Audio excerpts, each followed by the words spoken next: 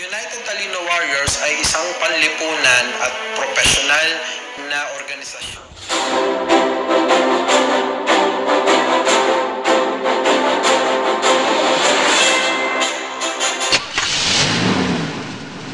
Are we gonna play now? Ready for the show? I'm about to take down, you already know. Get the fuck out of my face now, yeah, you gotta go. Man, I'm on the chase now, leave me on my own. I got a chance to break now, here I fucking go. United Talino Warriors, mabuhay tayong lahat. Gusto ko lang ipakita sa video na ito na nagsinungaling yung taga-kabila, yung Kalabasa Warriors sa pagsabi na nakaayos na daw, okay na daw yung grupo na Jerome Mangusin at saka yung grupo ng Juju tapos na daw, tapos na daw. But actually, ito may ipakita ko ng mga video, yung punto per punto na pagsabi ni Jerome na kung ikaw may utak, maintindihan mo talaga ano ang stand ni Jerome. So, para sa akin, ganito lang. The war is not over. The conflict is not resolved. They have just agreed to rest. Nagpapahinga lang sila. Pero nandyan pa lang. Parang sugat na hindi tinatahi, but tinatakpan lang. Nandyan pa rin ang sugat. The same as that. So, tingnan nyo ang video nito. Punto per punto sinasabi ni Jerome. Makasakit po kasi na tawagin ho ako ano eh. Alam niyo na ho, natawagin kang Jim Paredes. Sorry for the word. Because of those, they are not accepting any donation. But I am separate. As I've said before, I can live without you. But I cannot live without God. Napakalinaw anong sinasabi ni Jerome na separate sila ever since. Meaning to say, hindi siya magpahawak o magdepende sa kanila. Independently, meron siyang kanyang gustong gawin. So, in short, wala pang na-resolve. The same ang stand ni Jerome. As I've said, he even said na he can stand without them, but he can stand without the Lord or God. So, ito pa, another video. Thor.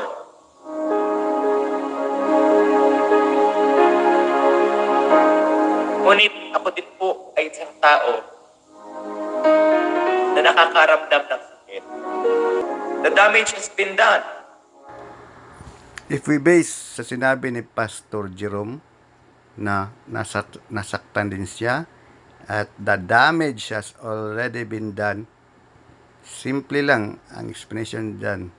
Nakabaon pa din sa kanyang sarili na nasaktan siya.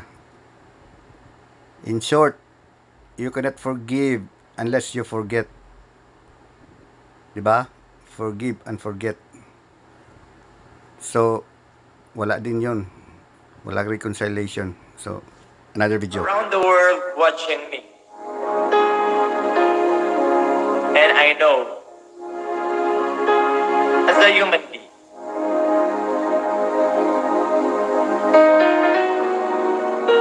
tao lang din ako na napupuno. But, I'm now here. I'm not asking for forgiveness because I accept the mistake. Hindi po ako nagsusorry dahil mali ako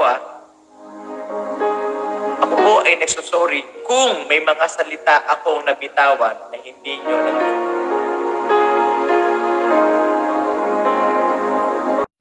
So, klarong-klaro na sinabi ni Pastor Jerome Mangusin na wala siyang kasalanan.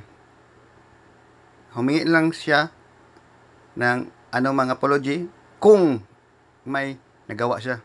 Pero yung base sa binabintang nila, yung ina-accuse nila na gano'n, donation, yung ano pa dyan, hindi niya inaccept yun as mali.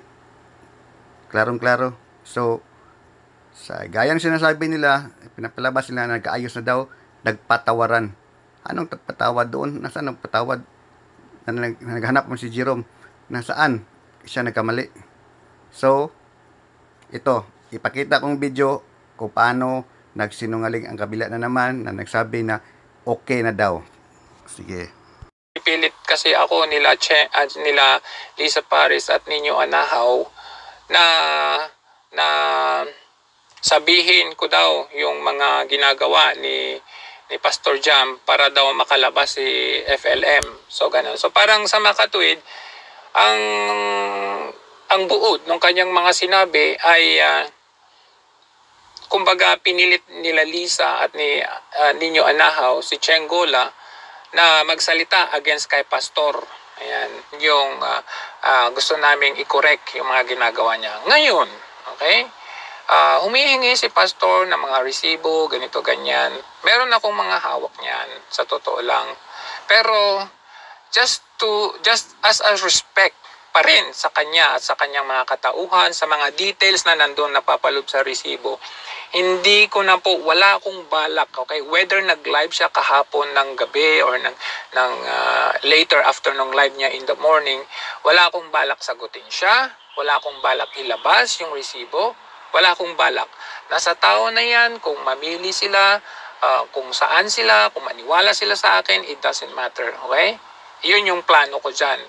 Ngayon, okay, syempre may mga nabitawan na rin ako, may mga nabitawan ako mga salita, marami na akong nabitawan, na message ko na rin siya doon sa group chat namin kung saan lagi siyang tumatakas, umaalis, ayaw niya kaming harapin.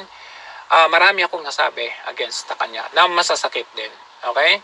And then kinagabihan, yun nga, nag-apologize nga raw siya, ganito, ganyan, sincere siya. So para sa akin po, to cut this story short, tayo lang ay tao lamang, okay? We are just but humans.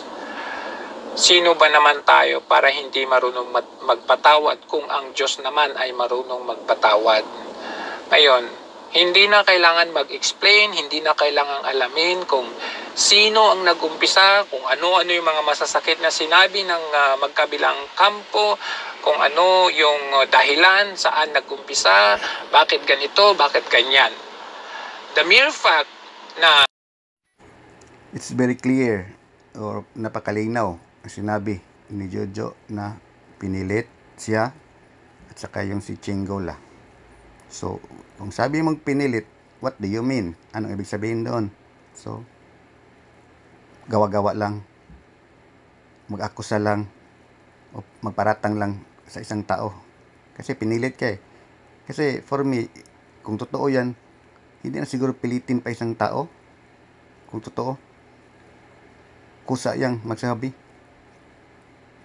Lalo na ito si Jojo at saka yung Chengola. Pero, bakit? Sinabi na pinilit. So, minito si accusation lang yun, gawa-gawa lang yun. Kasi sa rason nila daw na para makalabas sa FLM, ano pang connection doon? Malayo pa man yun, hindi pa yun, connected pa yun sa mga kaso ng FLM.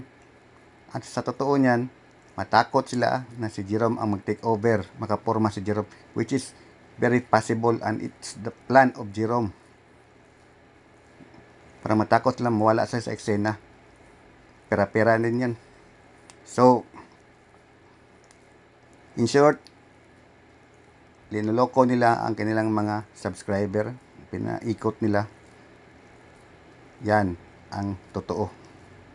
Pero nagkamali sila kay Jerome kasi si Jerome nagka-firm at saka tumayo sa kaniyang stand. So in short, bigo sila. Not ito din, para kay Jerome, mensahe ko. Jerome, as you said, pwede kang tumayo without them, but you cannot stand without God.